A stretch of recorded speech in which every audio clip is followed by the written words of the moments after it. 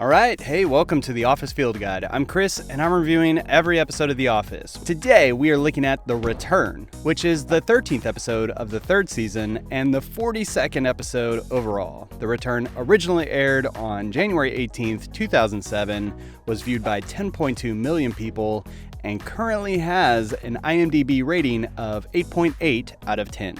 And so I've made the last couple trivia questions pretty easy, so I'm gonna lean into this one. You'd have to have really been looking for background details to get this one right. What is the name of the anger management facility that Andy sent to?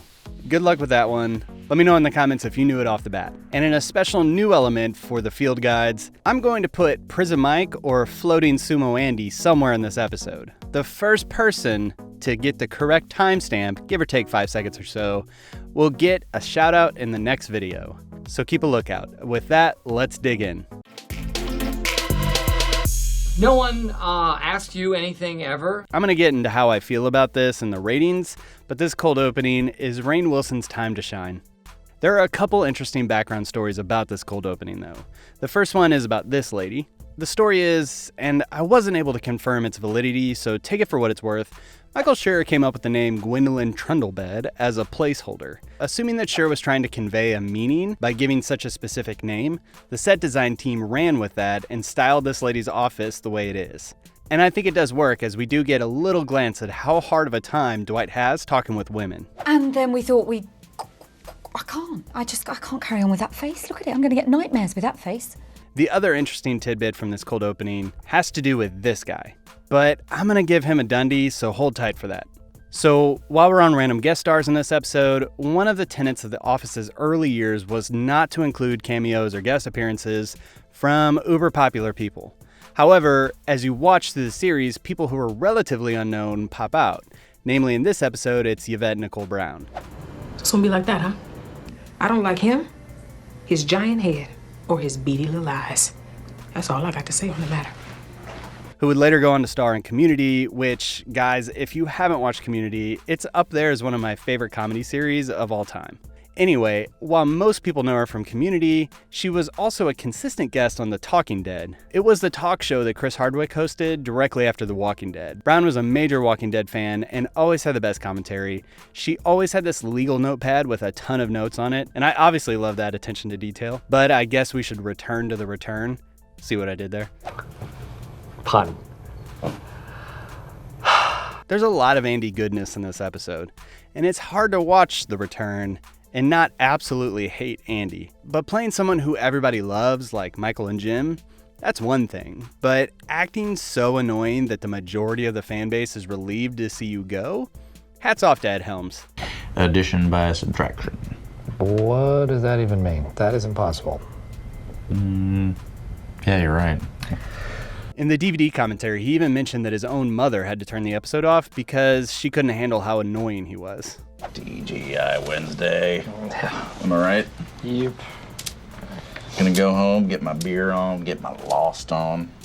And I love the Lost reference there, but I looked it up. Lost was on a hiatus when this episode aired. This is hot. Football, Cornell Hofstra. Slaughter.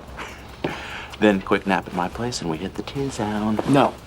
And I can also confirm that mid to late January, there are no Cornell football games being played. And then also in the commentary, Ed Helms mentioned that he himself actually did record this ringtone on his computer. Recorded on my computer. Wow. Took me forever. Nice job. Thank you muchly. And so as to why Ed Helms leaves after this episode, the stories seem to vary. It's either that Ed Helms had to leave to go film his first Hangover movie, which didn't get released until 2009, so it might have been that it sat on the shelf for a little bit. But I think what seems to be the real story here is that Helms was only contracted for X amount of episodes, and that there was no original intention of keeping him in the main cast of the series. This meltdown was actually meant to be his character's send-off. Evidence for this would be in this clip. So Michael had a little chat with corporate, and they decided to send me to management training. Anger management, technically, but still. This wasn't in the original airing of this episode, and it wasn't released until later in the producer's cut that the DVDs and the streaming platforms use. But Helms must have tested well enough to warrant bringing him back 5 episodes later. I graduated from anger management the same way I graduated from Cornell. On time. Either way, Andy seems to be one of those characters that I never truly saw as a regular. It wasn't until the finale that I think it finally rendered that Andy had become a staple of The Office. I wish there was a way to know you're in the good old days before you've actually left them. And while I think there were some missteps along the way, he really does add this dynamic variable to The Office. Okay, enough about Ed Helms. Sorry I annoyed you with my friendship. But I did read that, and again, this is unverified, so take it for what it's worth, a story that the day after this aired, Staples Corporate emailed a memo stating that Dwight Schrute is no longer a Staples employee. Despite his promising start in the business machine, selling 2 printers in one morning, it was soon clear that he wasn't a good fit for the Staples culture. I never heard of him. Oh, really? Have you heard of paper? Okay, normal segue here. Another random bit in this episode is this. Whole big thing. We had a funeral for a bird. I'm pretty sure none of that's real. You're not real, man. Like I said, it's random, but the timeline does add up. Jim was gone, so he has no idea what Creed's referring to. And obviously Creed gets people's names wrong all the time. But there's a great blooper here. Stay to the end of this episode to watch that one. Okay, and this list never ends. There are more things to still call out. Okay, the shirt that Dwight's wearing when he comes back from Staples, he must have had in his car because when he left Staples, he was wearing this. But apparently, the Battlestar Galactica shirt had to be created by the costume department, as they couldn't find any available at the time of filming. But this shirt does make another reappearance during the Survivor Man episode in season 4, which again must have been in Dwight's car. And another thing, which is today's comment prompt. Look, I've got like 15 new clients that I've inherited from Dwight, and each file is password protected with a different mythical creature, so... In the comments, tell me what mythical creatures Dwight would have used as passwords. I wonder if Karen had been venting about this and maybe guessed zombie, which is why Andy started singing this. Zombie, zombie, zombie, hey, hey, hey. Okay, and I can't believe I almost forgot this, but obviously Oscar's back, which is the joke of this episode, that the fanfare moves from attention on his return to Dwight's return. Oh, man. No. I don't need it. Oscar's stint with the Comedy Central show just didn't pan out, and I'm glad he was able to return back to The Office. But I think I've squeezed this one to death. Let's dive into the deeper meaning. Why don't you explain this to me like I'm 5? I'm going to be as concise as I can because there were so many callouts. I think this episode has a clear message of appreciating what you have. Michael's journey through this episode is akin to one who's separated from his significant other. Michael booted his loyal and loving partner who faithfully served him for years and years for a flashy new guy. But once Michael's finally had enough of the shallow, he goes back to win Dwight over. And this scene is great. I mean, they said they tried several ways to do this, but they never felt quite right about it. And I don't know about all that, but it is a great depiction of a man owning up to his mistakes. And once the tension is diffused, you get to see them reconnect and make amends. And it's moments like this that are just great in The Office. And if you notice the background song that's playing... All right.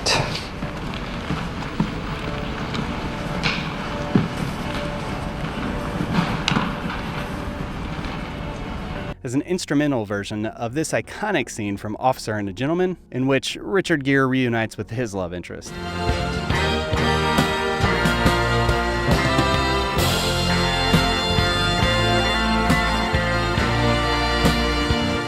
And I always love that Michael doesn't miss an opportunity to save face by owning up to his mistake and calling himself the bigger man. Not once, but twice. It takes a big man to admit his mistake, and I am that big man. It takes a big man to admit his mistake, and that's what I did. So I think the message here is to remember that the grass isn't always greener on the other side, and to support that, there's a lot of other call-outs in this episode. Dwight goes searching for jobs at different companies, but is ultimately turned down as Michael's the only one who would have ever dealt with his weirdness. He ends up taking a job at a direct competitor, and the one that's running them out of business. Oscar's arc kind of has a play in here too. I have an idea. Rainbow stickers all over the back windshield. Shout it from the mountaintops, my friend. As he probably assumed that people would tread lighter about his sexuality after he returned. And it didn't take long for that to get stepped on. And part of me thinks, you know what, keep talking. I'd really love a home theater. And a fun and somewhat meta one is this. I liked you better as the temp. Me but probably the coolest, deeper meaning piece of this episode is the foreshadowing that the Michael, Dwight, and Andy triangle symbolically present. Skip to this timestamp or so if you haven't watched all of season 3. You have Michael and Dwight, who have history together at Scranton. Dwight and Michael separate because Michael's taken by Andy, a transfer from Stanford. Michael has to realize that Andy isn't the right choice, and once he does, he goes back to set things right with Dwight. Sure. So maybe you should come back. You should come back. Paralleling that, you've got Jim and Pam, who have history at Scranton. Pam and Jim separate, and now Jim is taken by Karen, a transfer from Stanford. Jim has to realize that Karen isn't the right choice for him, and once he does, he goes back to set things right with Pam. Yes. All right. Then it's a date. I love the metaphor there. Welcome back, people who skipped. So the message, I think, is appreciate what you have in front of you. Sometimes you gotta fight for it and fight through the problems and put it all on the line for the ones you love. Why would Dwight do that for you? I think I know why. Angela from accounting told me what you did. Oh my God, she told you? Yes, she did. Or I don't know, maybe this whole episode is just an excuse for product placement. Oh, check out the new car. German engineering. Nice. How many pesos that set you back? It's a company lease from the settlement after you kissed me. Gonna go home, get my beer on, get my Lost on.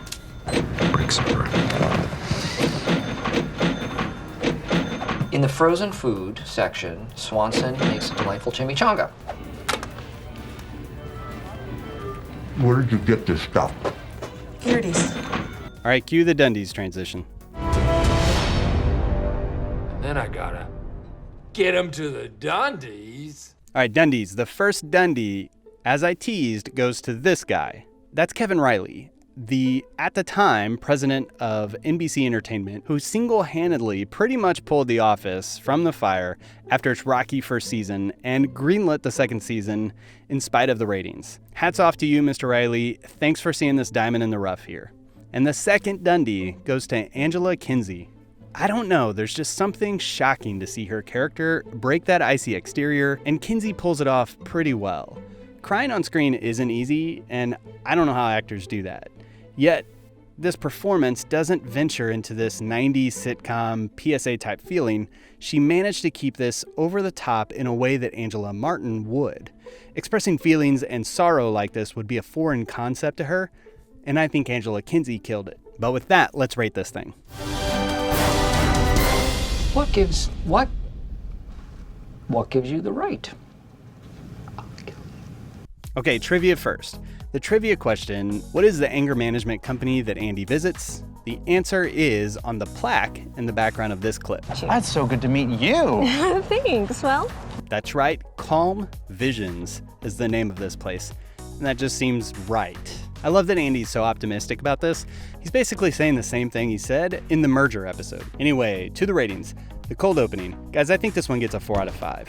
I love it. I think it's underrated, but coming off the end of the last episode, Traveling Salesman, with a bunch of those loose ends, I think that this was a great way to open up this episode. And it leads us to this week's episodes that we were robbed of. Rainn Wilson's amazing as a duck out of water. I think we were robbed of more of this. 3 words. Hardworking, alpha male, jackhammer, merciless, insatiable. And this. I will literally be standing right here if you need anything at all.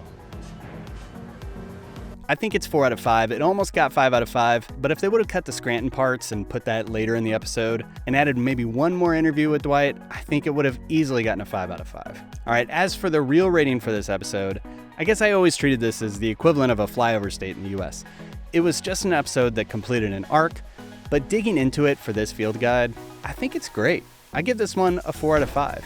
It's somehow able to tell this narrative and cram all of this humor into every crevice of every second while still maintaining this mockumentary style. If I had to take away points for anything, it would probably be due to how annoying Andy is in this one, which I know I gushed about earlier, but I'm human, and this makes me uncomfortable.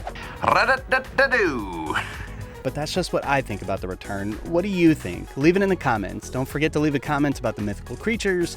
Also, did you catch the prison Mike or Floating Andy? Leave it in the comments. First to get it right gets a shout out next week. And speaking of next week, we'll be looking at the Ben Franklin episode. Didn't Ben Franklin have syphilis?